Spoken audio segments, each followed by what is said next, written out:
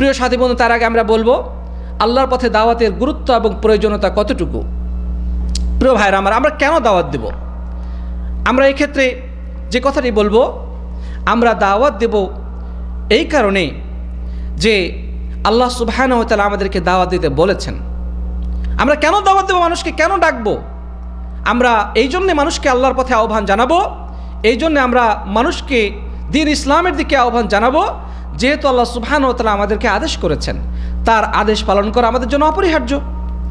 2 নম্বর কথা হলো, এই দাওয়াত দেওয়া যুগে যুগে কালে কালে আল্লাহ সুবহানাহু ওয়া তাআলা যত নবী রাসূল প্রেরণ করেছিলেন, সমস্ত নবী রাসূলদের প্রধান কাজ ছিল মানুষের কাছে আল্লাহর ওহীকে পৌঁছে দেওয়া, মানুষের কর্ণ করে দ্বীনের দাওয়াতকে পৌঁছে দেওয়া, সত্যের বাণীকে সর্বত্র ছড়িয়ে দেওয়া প্রত্যেক নবী এবং রাসূলের মেন কাজ ছিল। আমাদের নবী মুহাম্মদ রাসূলুল্লাহ সাল্লাল্লাহু আলাইহি ওয়াসাল্লাম তিনি দাওয়াত দিয়েছেন। তিনি ছিলেন সর্বশ্রেষ্ঠ দাঈ।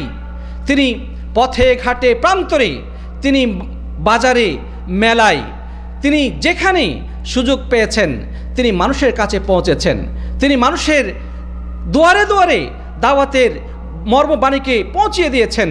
তিনি পথে ঘাটে যেখানেই মানুষের সাথে সাক্ষাৎ পেতেন তিনি বলতেন, ইয়া আইয়ুহান নাস কুলু লা ইলাহা ইল্লাল্লাহ তুফলিহু, হে মানুষেরা তোমরা বলো লা ইলাহা ইল্লাল্লাহ, আল্লাহ ছাড়া সত্য কোনো উপাস্য নেই। এই কথা তোমরা উচ্চারণ করো, এই কথা তোমরা স্বীকৃতি প্রদান করো, তাহলে তোমরা সফলতা অর্জন করতে পারবে, তোমরা জান্নাতে প্রবেশ করতে পারবে। প্রিয় ভাইরা আমার, তাই তো আমরা দেখি প্রিয় নবী সাল্লাল্লাহু আলাইহি ওয়াসাল্লামের এই যে দাওয়াত, এই দাওয়াতের দায়িত্ব এটি ওলামায়ে কেরাম যুগে যুগে পালন করেছেন, যুগে যুগে সালাফে সালেহিন দাওয়াতের দায়িত্ব পালন করেছেন। সেই সাথে মুসলিম যারা দ্বীনের কল্যাণকামী, যারা জান্নাত প্রত্যাশী, তারা কিন্তু যুগে যুগে কালে কালে এই দায়িত্ব পালন করেছেন। সুতরাং আমরা বলবো এই দাওয়াতের পথে লেগে থাকা, এই দাওয়াতের পথে সময় এবং শ্রম দেওয়া, এটি নবী রাসূলদের পথে অনুসরণ ছাড়া অন্য কিছু নয়। প্রিয় ভাইরা আমার, আল্লাহ সুবহানাহু ওয়া তাআলা কোরআনে কারীমের মধ্যে এই দাওয়াতের এই যে দায়িত্ব, নবী রাসূলদের দাওয়াতের দায়িত্ব এবং তার অনুসারীদের দায়িত্ব, সেটা স্পষ্ট ভাষায় বলেছেন। আল্লাহ রাব্বুল আলামিন বলছেন, কুল হাযিহি সাবিলি আদউ ইলাল্লাহি আলা বাসীরাতিন আনা ওয়া মান ইত্তাবা'আনি। আল্লাহ সুবহানাহু ওয়া তাআলা বলছেন যে, হে নবী আপনি বলে দিন, কুল হাযিহি সাবিলি, হে নবী আপনি মানুষের কাছে এই কথা পৌঁছে দিন, এই কথা বলে দিন, হাযিহি সাবিলি, এটি হচ্ছে আমার পথ, আদউ ইলাল্লাহ, আমি ডাকি মানুষকে, আলা বাসীরাতিন, জ্ঞানের উপরে ভিত্তি করে, আনা ওয়া মান ইত্তাবা'আনি, আমি নিজে ডাকি এবং আমার যারা অনুসরণ করে, আমার নির্দেশকে যারা ফলো করে তাদেরও দায়িত্ব এটি।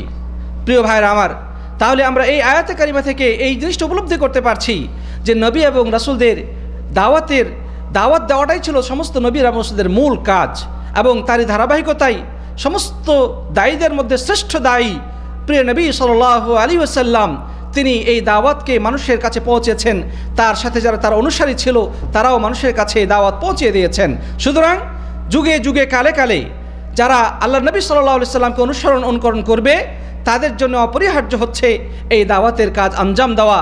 দাওয়াতের মাঠে তাদেরকে সময় দিতে হবে, শ্রম দিতে হবে, তাদেরকে অর্থ খরচ করতে হবে, এই পথে ঘাম ঝরাতে হবে, এই প্রয়োজনে এখানে তাদেরকে রক্ত ঝরাতে হবে। এই দাওয়াতের পথ অত সহজ কুসুমাস্তীর্ণ নয়, ফুল বিছানো নয়। এই দাওয়াতের পথে গেলে তাকে অবশ্যই ত্যাগের পরীক্ষায় উত্তীর্ণ হতে হবে, তাকে শরীর থেকে ঘাম ঝরাতে হতে পারে, কখনো তার শরীরের উপর আঘাত আসতে পারে, তার অর্থ সম্পদ এর উপর আঘাত আসতে পারে, তার মান সম্মান নিয়ে ছিনিমিনি খেলা হতে পারে, কিন্তু একজন দাঈর আল্লাহ অত্যন্ত দৃঢ়তার সাথে, বিচক্ষণতার সাথে এই দাওয়াতের পথে অবিচল থেকে মানুষের কাছে আল্লাহর বাণীকে পৌঁছে দেবেন। ধৈর্য এবং চরম সবরের পরাকাষ্ঠা প্রদর্শন করে আল্লাহর বাণীকে মানুষের কর্ণ করে পৌঁছে দেবেন। এটি নবী রাসূলদের কাজ, এটি যুগে যুগে কালে কালে দায়ীদের কাজ, যুগে যুগে কালে কালে সাহাবায়ে কেরাম, তাবেঈনগণ, তাবেঈনগণ, আইম্মায়ে মুজতাহিদিন, তারা এই দাওয়াত পালন, এই কাজ আঞ্জাম দিয়ে গিয়েছেন। দাওয়াতের ময়দানে তারা অবদান রেখে গিয়েছেন। প্রিয় সাথী বন্ধুগণ, তারপরে আমরা কোরআনে কারিমে একটি আয়াত পেশ করেছিলাম যে আমরা কেন দাওয়াত দেব, দাওয়াতের অপরিহার্যতা কেন। স্বয়ং আল্লাহ সুবহানাহু ওয়া তাআলা এই দাওয়াতকে বলেছেন, পৃথিবীতে যত কথা রয়েছে, যত মানুষ বক্তব্য দেয়, সবচেয়ে উত্তম বক্তব্য, সবচেয়ে উত্তম কথা হচ্ছে আল্লাহর পথে দাওয়াত দেওয়া। আল্লাহ সুবহানাহু ওয়া তাআলা কোরআনে কারিমের মধ্যে বলছেন, ওমান আহসানু কওলাম মিম্মান দাআ ইলাল্লাহ ওয়া আমিলা সালিহান ওয়া ক্বালা ইন্নানি মিনাল মুসলিমিন।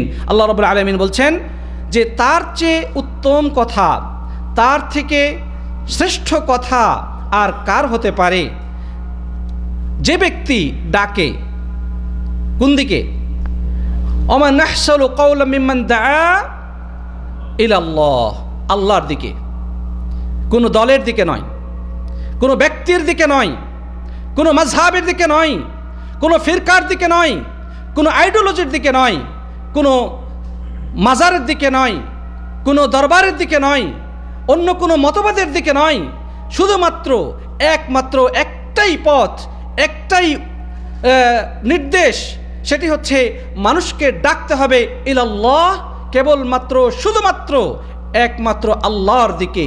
যেই দাওয়াত শুধুমাত্র আল্লাহর দিকে হবে, যেই দাওয়াতের কেন্দ্রবিন্দু হবে কেবলমাত্র আল্লাহ এবং আল্লাহর পথ, সেটি সত্যের পথ, সেটি হক দাওয়াত। যেই দাওয়াত হবে কোনো বিশেষ দলের দিকে, বিশেষ মতবাদের দিকে, বিশেষ আইডিওলজির দিকে, সেই দাওয়াত বাতিল, এর মধ্যে কোনো সন্দেহ নেই। যেই দাওয়াত শুধুমাত্র হবে একমাত্র আল্লাহ সুবহানাহু ওয়া তাআলার দিকে, সেটি হচ্ছে হক দাওয়াত। এই দাওয়াতের কথাই আল্লাহ রাব্বুল ইজ্জাত ওয়াল জালাল আমাদেরকে কোরআনে কারীমের মধ্যে দ্ব্যর্থহীন ভাষায়, স্পষ্ট ভাষায় তিনি আমাদেরকে আদেশ করেছেন।